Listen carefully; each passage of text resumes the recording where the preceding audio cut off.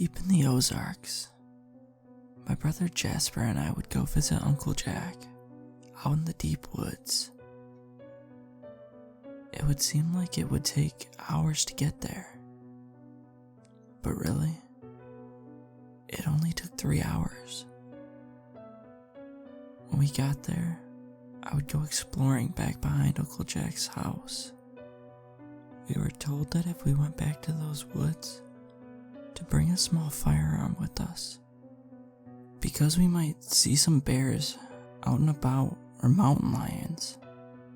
We would venture back there to our little fort we had made a few years back. There were still some little spots to patch up on the roof, but other than that, it was still the same as we had left it. There were some old car posters and $50 left in the Fix Me can. We spent countless hours up there. I remember looking out the window one night and seeing these red eyes. They made me shiver. I felt as if they were looking directly into my soul, reading into my anxiety and fear. But in typical Jasper, my brother would just chalk it off as some old wolf or something. Well, it was time for some much needed rest and relaxation, away from it all. So we're headed out into the old, deep woods again. Yeah, it was sort of a journey, but it was worth it every single time. Finally, we arrived and went straight into the woods for a hike. Thankfully, unlike Jasper, I came prepared. I had some trail mix bars and a gallon of water, so I wouldn't be too tired during the hike. It could get pretty tricky on the hills in the area, with the many switchbacks present there. We came back later that evening and had dinner with my family. My uncle would tell us one of his tall off-the-wall tales. My dad would say it would always be about that half-man flying creature. He said he had saw it one time while he was back behind his property cutting some wood with his chainsaw. Uncle Jack said it cut off on him all of a sudden, and he was about to crank it back up, but something startled him. He says he saw the half-human flying creature with blood-red eyes. Uncle Jack said they locked eyes for a second, and he saw something so bad that it shook him to his very core. He couldn't even begin to describe the harrowing experience. Uncle Jack says it still gives him nightmares. Me and my brother think that he's just cuckoo. You know, not right in the head. He's telling us the story again and says, "Fine, you kids don't believe me. Just wait. And maybe you will see it this summer." We said, "Okay, Uncle Jack," with a little tremble in our voice.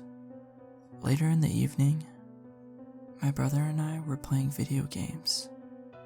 I was getting bored, so I took a little break and dozed off in the recliner chair. The next day, we went into town for a few things to fix up our little fort. All it needs is a few boards and some screws. It took us a while to get 2 items because Jasper is always checking out the plants or the latest gizmo tools they have at Bill's home improvement store. I finally pulled Jasper away. We got out and started walking to go get some lunch from one of our favorite places, Henry's Melting Pot Madness. Henry's was an amazingly world-famous triple cheese bacon bits, spicy 5-alarm chili that is to die for. I'm drooling just thinking about it. But then something strange happened. Some crazy guy from down the street walked up to us and whispered something in my ear and quickly hands me a piece of paper before quickly running away. I thought nothing of it at first, stuck it in my pocket and just kept moving. There are always a few crazies out and about around town. Then we headed on down to the diner to get some lunch. I got the world famous spicy 5-alarm chili and their all-American burger. Jasper got the chicken strips, and as we finished up lunch, my brother kept going on about how hot the waitress was. I told him to go ask her on a date and to stop telling me about it. I guess I moved too quickly because a small piece of paper fell out of my pocket onto the ground. I looked at it, and there were numbers written down on it. They didn't seem like regular numbers, because they were spaced out like coordinates, with dots in between. It was like they pointed to some sort of location. I went ahead and punched them into my iPhone, and it was to some location that's out there in the woods. It was maybe a few hours for a walk, so I thought to myself, it sounds like an adventure. I told Jasper that we should go check it out. He was very hesitant, but decided, hey, what the hell. We went back into town for some beers, and then we ran into that same crazy guy, and he walked up to me and whispered something in my ear again, except this time, he tells me about a creature. It says it only comes out once every 200 years to feed on the town. I thought that was strange. That crazy guy wasn't my Uncle Jack, but they both talked about a scary creature. What was going on here? Sure, it was just two people in town talking about the creature, but it was still two people who had never met each other before, talking about a strange creature. Was it a coincidence? I had to find out. It started drizzling a little. I got excited and felt anticipation of future events. Now, we were heading back to Uncle Jack's house. The day was mostly over, and Uncle Jack, already nursing his sweet moonshine in his room, so we turned in for the day. I really wanted to talk to him about the strange man and the coordinates, but I knew he wanted his peace and quiet for the evening. I drifted off to sleep. The next day, we woke up and saw no sign of Uncle Jack. We made some eggs and bacon, scarfed down the food, and went off to go work on the fort. Finishing the fort took up most of the day. It was late in the evening now. I was a little tired and was sitting down gazing off into the distance. And I got this weird sensation. I swear, I saw some red eyes peering back at me. Was it really there? Was my mind playing tricks on me? I don't know what to think. Jasper already thinks that I'm off on a wild goose chase, so I couldn't really tell him I saw these eyes. I know he wouldn't believe me. I glanced down at my watch. It's around 8:30 p.m. It was time for us to go back to Uncle Jack's house. We were so tired. We didn't even take a shower. We just ate and went straight to bed. The next morning, we headed back to town and ate breakfast at Henry's Melting Pot Madness. Jasper and I got out of the restaurant and ran into the same crazy old man. He shuffled on past us and yelled out that I think I saw red eyes in the woods last night. The crazy old man stopped, slowly turned towards us, and asked, "Are you sure you saw blood red eyes? Eyes like you've never seen before? or are you yanking my chain? I said yes. He stepped back a little bit. Fearfully, he said, well, you two should consider yourself lucky that it didn't get you. I said, yeah, I guess, to the old crazy man. I told him that we were thinking about going to the coordinates that he had put on that paper and go see what's really out there. His next words were, you must be very careful on your travels through the woods. And then he handed me some strange crystal. The crazy old man told us that we may need it to open a door. I said, open a door? He said, yes, but it's really like a portal. The crystal has been passed down to me by my ancestors, and only closing that portal for good is the only way to get rid of the creature forever. Jasper was ready to go. I could see that he was a little freaked out, but interested in the adventure.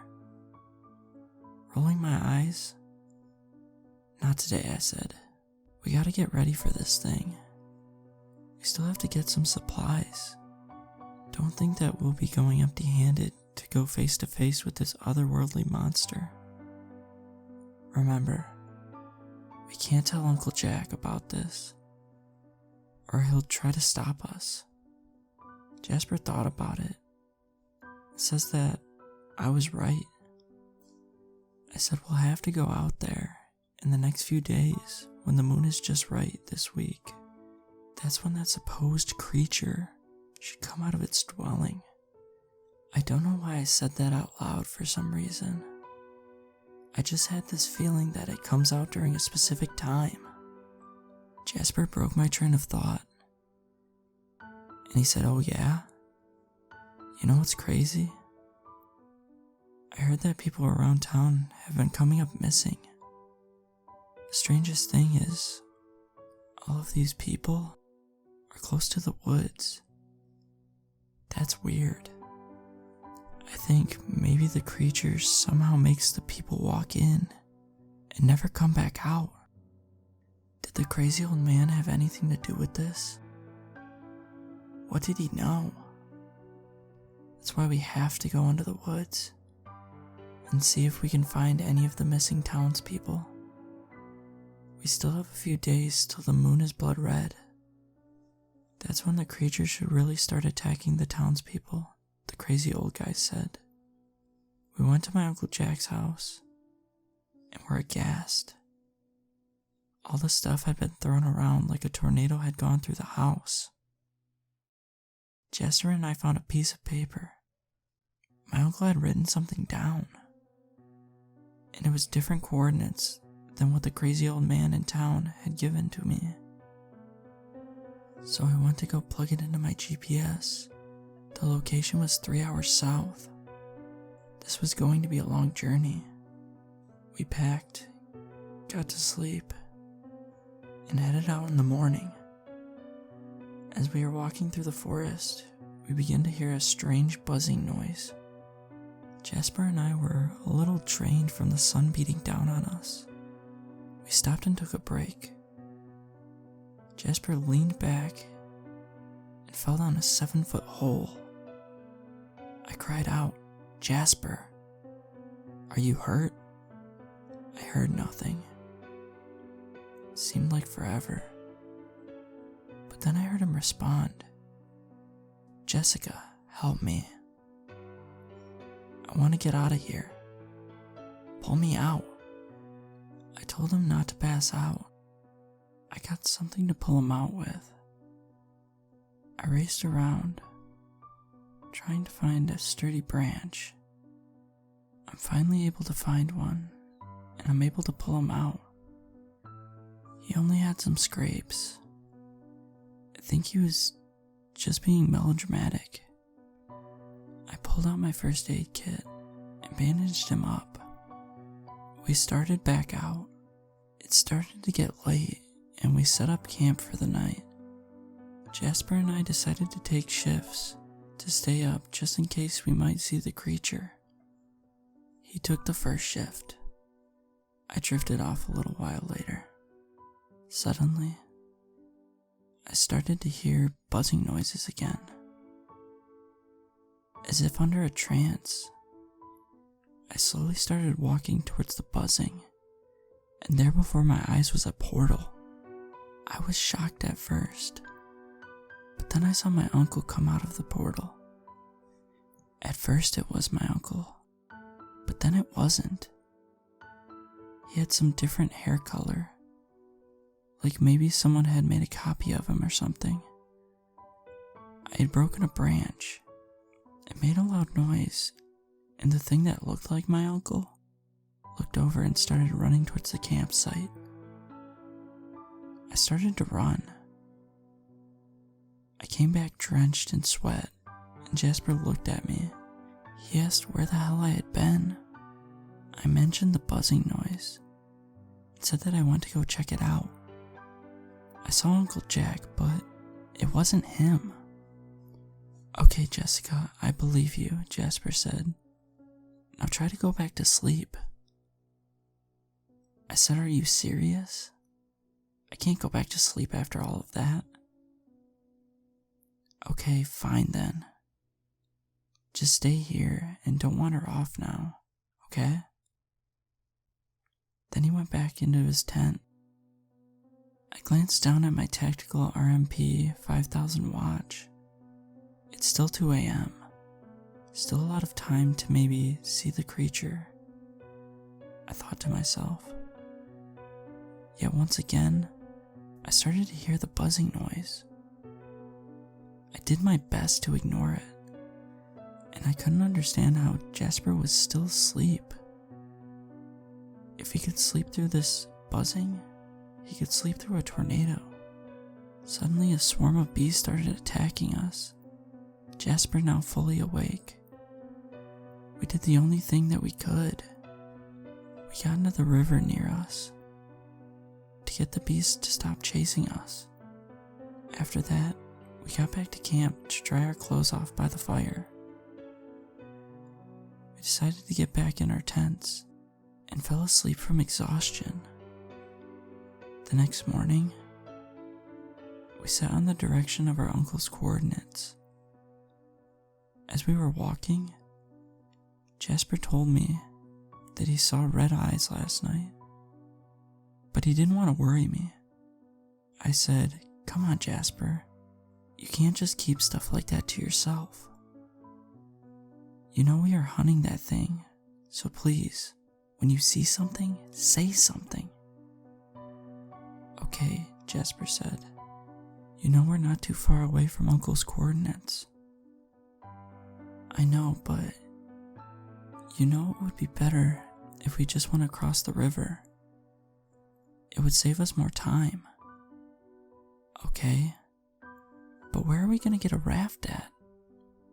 Well, we gotta make one. Okay, start looking for some wood and stuff, I guess. We made the raft with some branches and some twine from our supplies. Getting across the river was a task in itself, but we were able to cross over. Now we had to get through the thick forest. We still hadn't seen much of the creature, but we wanted to keep it that way. Just as I said that, a creature grabbed what looked like my uncle from a great distance and started to fly away. Jasper then fell off the raft as I tried to chase after him, yelling his name. It looked as if the creature was going to its cave. But where was Jasper? I couldn't stick around for too long. The river gets very dangerous at this time. With Jasper gone now, I didn't know what to do. I went to check the map, and I was 30 clicks away from the coordinates. I have to climb a hill to get there. Finally, I had reached the cave and saw dead bodies laying there. I almost passed out from the rancid smell. I think that they might be some of the missing townspeople that Rose the barkeep had told us the other day. I checked the wallets on the bodies and confirmed that it was them. There was only one problem. I didn't have the right supplies for this cave. As I thought that, I saw what looked like Jasper coming out of the woods nearby. I don't know if he saw me. I could see him lay down against the oak tree and fall asleep. I finally realized that I needed to rest too. But I couldn't stop thinking about my conversation with Rose and the barkeep from a few days ago. She told me to come downstairs with her, and she showed me another piece of crystal. I said, "Hey, it's like the one that I've got already." "Yes," Rose said, "but it does something whenever you put them together." Just then, a strange noise emitted from the other side of the cave. I focused on it for a little bit, but then I blacked out. I woke up a few hours later and saw that it was Jasper, looking scared and startled. I asked him what happened, and he told me that he doesn't know if he even believes it himself, but said, "I think I saw a portal." I saw Uncle Jack run out of it. I tried to get his attention, but he couldn't hear me. He glanced over and he asked where I got my other piece of crystal from. I told him that I talked to Rose, the barkeep, and she gave it to me as I began to show him the unique glowing piece of crystal. Rose told me about some ancient creature that her family has been protecting themselves from for generations, going all the way back to the 1600s. She told me the creature had long, thin arms, razor-sharp fingernails, and a bony-like face with blood-red eyes. Rose thinks the creature is what is causing the disappearances and wants it to go back where it came from once and for all. For some reason, she feels as if we have two special souls that share a similar resemblance to the people within her family's stories. She said that the events taking place are very similar to the stories that were passed down for generations in her family. I wonder why she chose us. What's so special about us? Jasper shrugged. But the truth is that we don't have time to wait and think. We're running against nature here, as we only have 2 days to find the creature. Jasper and I started to move to the entrance of the cave. He placed his hard hat on his head and began to shine the light into the cave. I glanced down at my crystals and noticed a faint glow to them. I think it might be close by. We walked for a few hours as we felt the wind somehow blowing past us. We got to a spot where we had to dive underwater to get past the next section of the cave. I said that I would go first, as there clearly was a current that would pull us forward. I went first and had no issues, but when Jasper went through, his belt got caught on a rock. I didn't see him come up after me for a few minutes. I was worried I may never see him again. He was able to finally cut his belt off and set himself free with a knife that he had in his back pocket. When he rose to the surface, I said, "I was about to go in after you, then you popped up." Jasper said, "Yeah, my belt got stuck. Now your crystal necklace is really glowing." We wasted no time and started to make a small fire. As we were laying by the fire and eating some food, I told Jasper, "Hey, be quiet." "Did you hear that, Jasper?" Jasper replied, "What's that loud rumbling noise?" Let's go and check it out.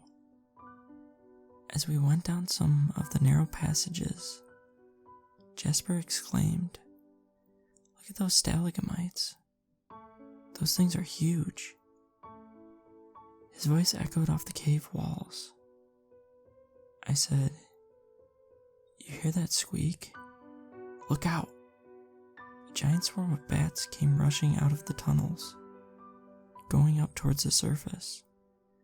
As we ducked and covered our faces, we looked down the hole and saw red eyes down the dark tunnel. We saw them coming closer, so we quickly chose the path to our left. We went down the narrow path and kept hearing a strange noise. We looked up to find a portal. We began to look around and found a small door that we remembered the crazy guy was talking about earlier that day in town. I ran over to the small door and started putting the first crystal in, but then out of nowhere, the creature grabbed me, which knocked the necklace with the crystals onto the ground. Jasper began yelling at the creature, but the creature didn't even acknowledge him. I struggled, but couldn't release the creature's firm grip. Jasper started running towards the creature, but as he took his first step towards it, out of the portal our uncle appeared and started attacking Jasper. Jasper was startled and started to defend himself. He was able to get a good hit on the side of Uncle Jack's head. Uncle Jack's look changed. He stopped fighting. He looked bewildered.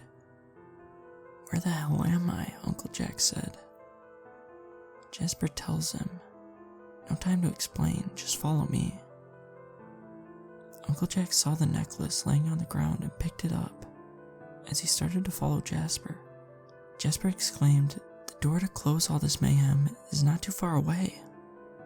The creature tried to reopen the portal so he could take me with him, but he had to have the other crystal to fully go back to his planet. Uncle Jack and Jasper tried to run after the creature to save me, because I'm the only one who knew the secrets to close it, but it seemed it was too late. Uncle Jack explained to Jasper, "We have to get to the surface before the blood moon."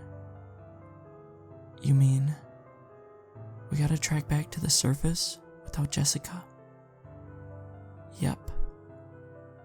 "God damn it," Jasper said. As both Jasper and Uncle Jack were on their way back to the surface, they started to see some large cracks in the walls that weren't there before. Then all of a sudden, rocks began to fall from the roof of the cave. Jasper and Uncle Jack were almost to the surface when the walls started to cave in. Uncle Jack, running his fastest, tripped over a rock and was unable to get up. Jasper didn't even notice till he got to the front of the cave, as he looked back and he saw his uncle writhing in pain on the ground. Jasper started back towards Uncle Jack. He got about halfway when Uncle Jack yelled that he didn't think that he was going to make it, seeing as all the walls around him were falling. He yelled to Jasper, "Here, take my keys to the cabin." Jasper screamed, "Okay," with tears running down his face. Uncle Jack gave him one big throw, and Jasper reached out and grabbed them, and then started climbing back to the surface. As he got there, he looked back one more time and saw the creature grab Uncle Jack and pull him back into the darkness. Jasper yelled, "You bastard," and decided his best bet was to go back to the bar.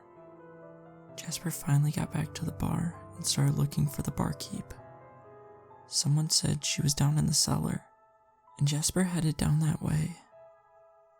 As the barkeep was putting some wine away on the racks, she said, "Jasper, what are you doing here? "Where is your sister?" Jasper trembled with tears in his eyes. He said that the creature has my sister. "I need your help. Please." I don't know who else to turn to right now. Everyone else will think I'm crazy. Rose the barkeep looked at him and said, "Okay, I'll help. But first, you've got to calm down and take this shot with me." She pulled some cobwebbed bottle from out of this old wooden box and pulled out this dark red-looking liquid. Jasper asked her, "What is that?" "Don't worry about it. Just drink with me." "Oh, okay." Jasper took the shot and began to feel funny, then passed out.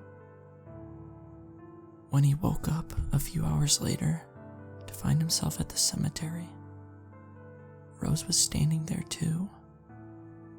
She saw that Jasper was awake and told him to stay quiet.